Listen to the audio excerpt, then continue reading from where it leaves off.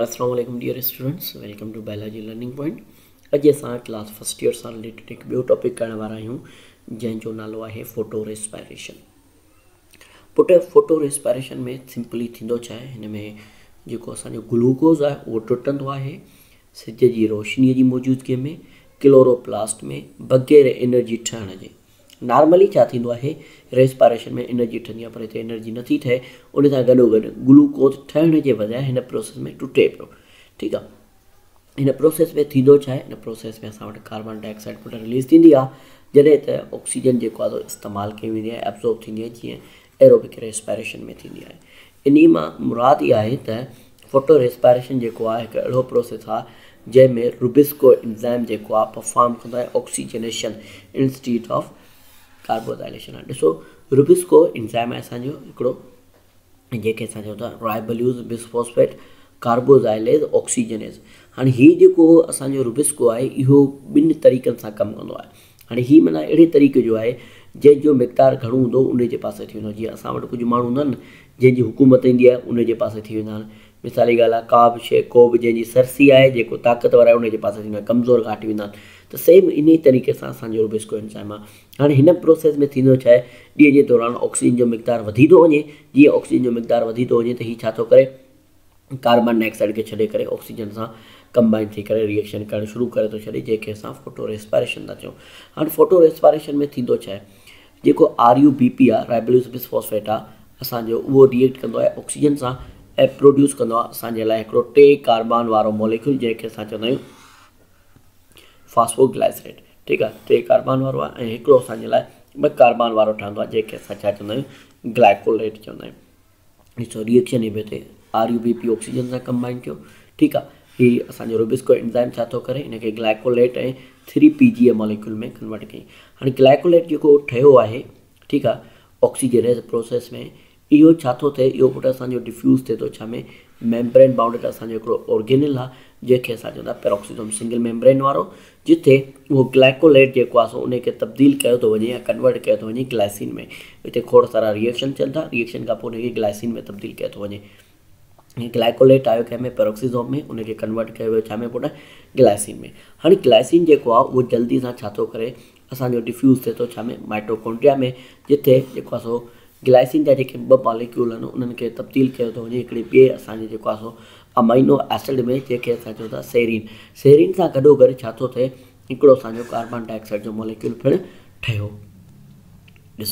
हीअ थियो, 2 ग्लाइसिन असांजा आया, उन सां सेरीन ठहियो, सेरीन सां गॾोगॾु हिकिड़ो असांजो कार्बन डाइऑक्साइड ठहियो।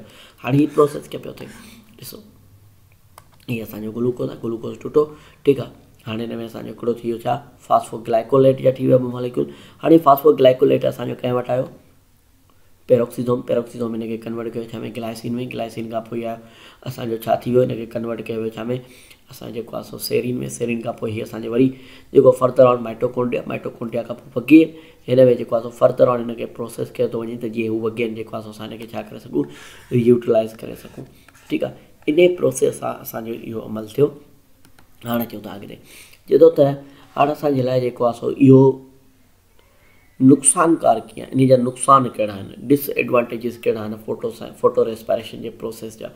जेतो फोटो रेस्पायरेशन खे चयो वञे थो त हिकिड़ो वेस्टेबल प्रोसेस आहे, जंहिंजे दौरान छा थो चए, एनर्जी कोन थी ठहे एतिरी।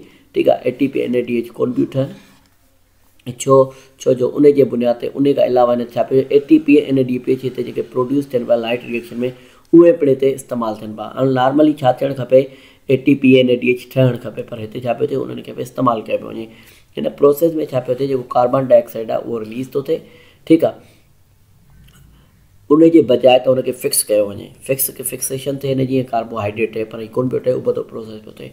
ग्रोथ जेको प्लांट जी हूंदी आहे उहा बि घटिजी वेंदी आहे, तक़रीबन 25% हिन प्रोसेस जे करे घटिजी वेंदी आहे। उन सां गॾोगॾु अगरि असां ॻाल्हि कयूं था फोटो रेस्पायरेशन छा थो करे, अच्छा, उन सां गॾोगॾु इहो सम्झो वञे थो त फोटो रेस्पायरेशन जेको आहे इहो इसेंशियल कोन्हे प्लांट जे लाइ।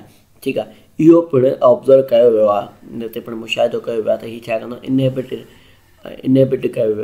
कंदो आहे छा केमिकली। प्लांट जेके ग्रो कंदा आहिनि, ठीक है, पर जेके प्लांट्स ग्रो करे सघंदा उन्हनि ते। हाणे हिते कुझु सवाल असांजा अचनि था, तव्हां ज़हन में अचनि था साइंटिस्टनि खे, त फोटो रेस्पायरेशन जेको आहे सो कीअं आई ऐं छो आई। नंबर ॿियो जेको सुवालु आहे त हीउ जेको रुबिस्को एंजाइम आहे उहो कीअं इवॉल्व थियो, हिन वटि ॿिन्ही जी कीअं आई शइ, कार्बन डाइऑक्साइड ऐं ऑक्सीजन हिन वटि कीअं आई, हिन जी एक्टिव साइट में केरु थो फिक्स करे सघे। चए थो इन जी शुरूआति में इहो जेको आहे सो हिकिड़ो वॾो मसइलो न हुयो, छो जो ऑक्सीजन जेका आहे तमामु घटि मिक़दार में हुई माहौल में जंहिं टाइम ते इहो इवॉल्व थियो हुयो। पर उन खां पोइ चए थो त इहो जेको आहे कंप्लीट कार्बन डाइऑक्साइड सां कोन पियो थी सघे। उन सां गॾोगॾु हिन वटि छा आहे, कार्बन डाइऑक्साइड सां गॾोगॾु रुबिस्का एंजाइम जेको आहे छा थींदो आहे, एक्टिव थी वेंदो आहे। और इहो मसइलो इहो हितां खां शुरू थो थिए जॾहिं क्वांटिटी जेका ऑक्सीजन जी आहे उहा वधीक थी थिए इन्वायरमेंट में।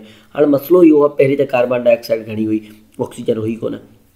छा थियो, ऑक्सीजन वधीक ठहणु शुरू थी वई। जीअं ऑक्सीजन इन्वायरमेंट में वधीक ठहणु शुरू थी वई त हीउ जेको रुबिस्को एंजाइम आहे उहो एक्टिव ई रहियो ऐं हुन जेको आहे ऑक्सीजन सां पंहिंजे पाण खे कंबाइन करणु शुरू करे छॾियो, जंहिंजे करे इहो मसइलो थियो।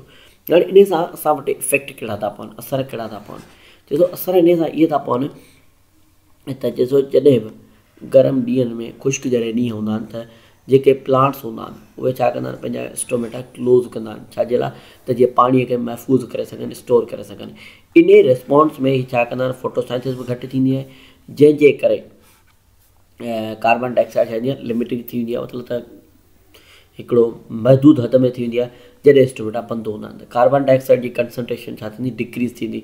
ठीकु आहे, जेके स्पेस ऐं लीव्स में ॾींहं जॾहिं लाइट रिएक्शन थींदो आहे, ठीकु आहे, उन खां पोइ छा थींदो आहे, कंटिन्यूअसली असां वटि छा पई प्रोड्यूस थिए, ऑक्सीजन। उन ऑक्सीजन जेको आहे सो लीव जे अंदरि ई रहंदी आहे। उन करे स्टोमेटा छाजे करे क्लोज़ हूंदा आहिनि स्टोमेटा, उन जे करे छाजे कंसंट्रेशन जेका कार्बन डाइऑक्साइड जी हूंदी आहे उहा डिक्रीज़ थी वेंदी आहे, ऑक्सीजन इंक्रीज़ थी वेंदी आहे उन्हनि स्पेसिस में। इन कंडीशन, इहा जेका कंडीशन आहे इहा फेवर करे थी, मतिलबु त इहा जेको आहे सो इन शइ खे वधीक बहितर थी बणाए रुबिस्को एंजाइम जे लाइ, त जीअं हू ऑक्सीजनेशन करे सघे। ठीकु आहे, अल्टीमेटली फोटोसाइंथिसिस जे उबतड़ छा थी वेंदो आहे, हिते फोटो रेस्पायरेशन थी वेंदो आहे। त पुटु इहो हुयो असांजो अॼु जो टॉपिक, जंहिंमें असां फोटो रेस्पायरेशन ॾिठोसीं ऐं उन जा इफेक्ट कहिड़ा थींदा आहिनि ऐं इहो इवॉल्व कीअं थियो। उमेदु आहे त वीडियो तव्हांजे लाइ फ़ाइदेमंद थियो हूंदो। इंशाअल्लाह मिलंदासीं हिकु ॿी वीडियो में। तेसिताईं पंहिंजो खोड़ सारो ख़्यालु रखंदा। मूंखे ॾींदा इजाज़त। अल्लाह हाफ़िज़।